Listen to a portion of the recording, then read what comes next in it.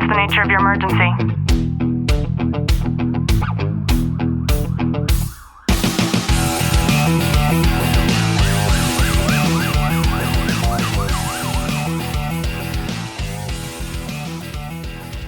Welcome back to the Tactical Living Podcast. I'm your host, Ashley Wilton, joined by Sergeant Wilton. Clint, how are you? I'm good.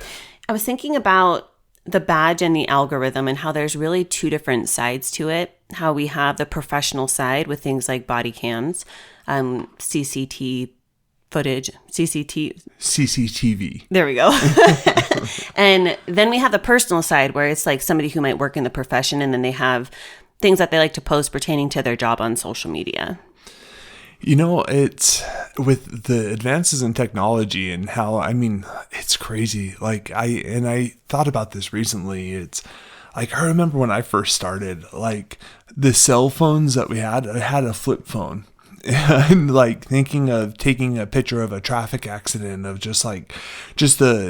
not of any victims or anything like that, just like the precariousness of how the vehicles stacked on each other, stuff like that. And now I look back, I'm like, I don't have any of those pictures anymore just because the screen was so tiny and just everything, how it's changed so much. I think we were talking about that before, how we would have videos on old phones like that. And the more and more that you watch them, they would start to deteriorate. Remember that? Oh, yeah. It's like almost having a physical picture. It's just like the paper deteriorates over time. It's crazy thinking back because, we're not that old and yet that just seems so long ago. But when it comes to law enforcement, I think that it's not any longer about what happens in the streets, but it's also what happens on the screens. And I think it's really important to be able to talk about.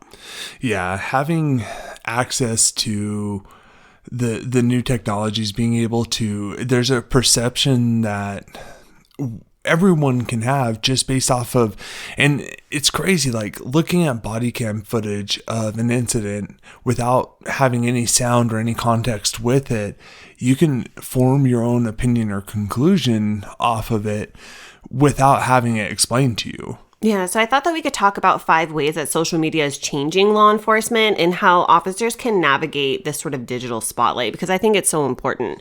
The first, of course, is the 24/7 public scrutiny. And something that I've noticed is, let's say that an officer goes out and he just has your routine traffic stop. If for some reason that goes wrong or even doesn't at all, that could be posted online. It could be edited for bias, and then it could be seen by millions of people before the department even sees it. Yeah, I can think of a specific incident that I had to investigate as a supervisor. And it's not that the person involved did anything wrong or the officer did anything wrong, but some outside source was recording an incident from start to finish.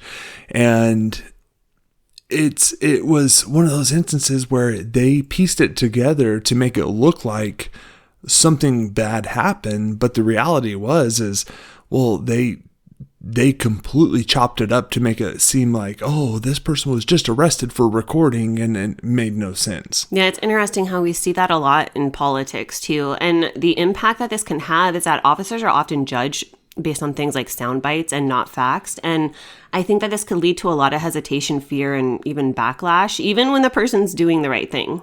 Yeah, you would almost think it's like editing in a movie setting where you piece it together to make it look like it's one way, but when you actually put the whole thing together, that was the furthest from reality that really happened. And there's also this rise of what I would call keyboard policing. So civilians are on social media and they're like armchair quarterbacking police behavior.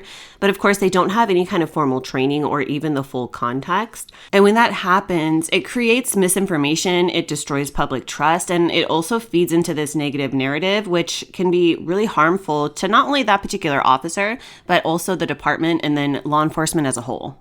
Yeah, and it's always easy to Monday morning quarterback an incident and to say, well, I would have done this. And people don't have a true understanding of what they would really do unless they're involved in that situation.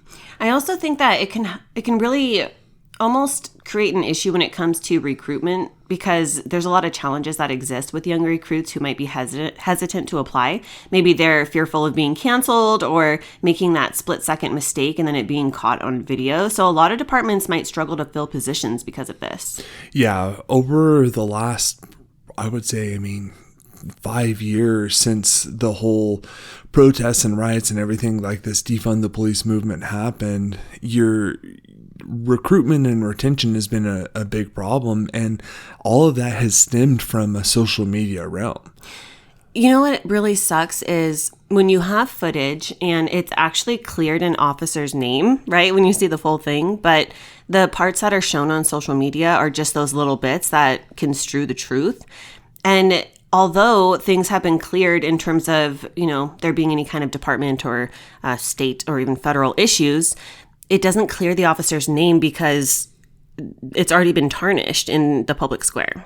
Yeah, as soon as that video or that image goes viral and people have that perception on that individualized person or officer that it's tarnished for forever and it's hard to come back from.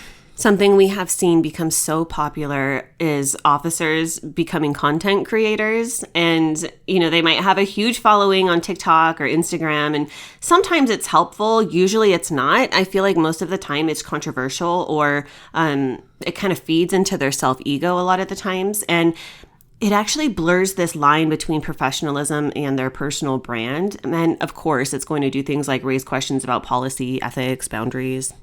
Yeah, having your own being able to speak your own truth when it comes to that, whether it's there's always an underlying motive, it as it appears, but it could work to the benefit sometimes, but for the most part, you see a huge negative aspect that happens when you're posting this stuff and trying to defend yourself, because I think if you're going online and defending a specific incident or talking about it, all you're doing is you're rationalizing something bad that may have happened, or you're trying to explain something when people don't necessarily even care or want to hear it. It's so interesting when you think about law enforcement, because I'm thinking about what I believe to be like an incredibly detrimental profession, which is the medical field, after working in it for 14 years. And I wish that the truths would come to the surface when it comes to the way that a lot of these doctors operate, not only on a moral basis, but an illegal basis. And you don't see social channels going out there and, scrutinizing malpractice issues ever. And yet law enforcement, it's so unique in that regard because it's one of the only professions where you do see it. And I think they have the defense of, it's HIPAA regulations, they have all these protections set in place, and there's so much money to be made off of that, and that's where I think you see that pushback against it to where people aren't allowed to do that. Something that you do a really great job with is making sure that you're navigating this digital spotlight in a really healthy way. And one way is to make sure that you're staying grounded in your values. You can't control how people perceive you, right? But you can control how you're showing up. And I know for you, integrity really matters more than likes. Yeah, being able to stick true to your values and your integrity is that's a huge thing for me, but for law enforcement in general. And I think if we're going out and judging our own, meaning as a cop going out and judging another cop about how they would have handled this instance, we're making ourselves in that same boat as those trolls that are out there being negative on something or positive on something. It could go either way. It's so important to be cautious with what you post. Even if it's an off-duty post that can be used against you, I think it's important to just don't post anything that you wouldn't be proud to defend.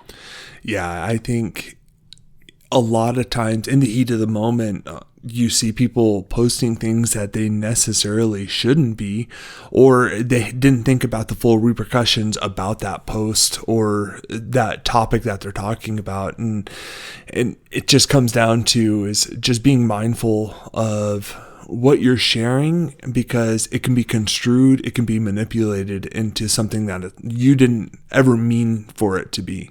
I also think it's important to advocate for digital training. So departments should definitely offer social media training, but also policy updates, because I think that this would help a lot of officers to better protect themselves and their reputations overall. Yeah, I think as law enforcement in general, we don't train officers or the staff within a police department enough to know about what the repercussions are or what the managing and the dealing with social media is. I can't think of any trainings that haven't been self-initiated that I have had or anyone in my department has had, apart from us going out and seeking that training ourselves, or how to investigate into social media companies. One of the most important aspects, I think, is to focus on community engagement offline. So real world trust is going to be built in person. Don't let that online hate overshadow what can happen with a genuine connection in person. And another thing, too, is I think it would be fantastic if every department across the nation would create internal peer networks to do things like vent, process, discuss, kind of go back and forth with certain ideas, and have their own little social network that's internal to the department, and perhaps one that does not include admin. Yeah, having those two, like having like a coffee with a cop and going out and connecting with your community, having that one-on-one experience with your community, and not only that, but being able to share with your partners and discuss, okay, this is our plan of approach of what we're going to do with this situation. I hope you've gotten some value out of today's episode. If you have, do us a favor, drop a review, subscribe down below, and as always, know that I'm sending you a long, tight hug from my home to yours.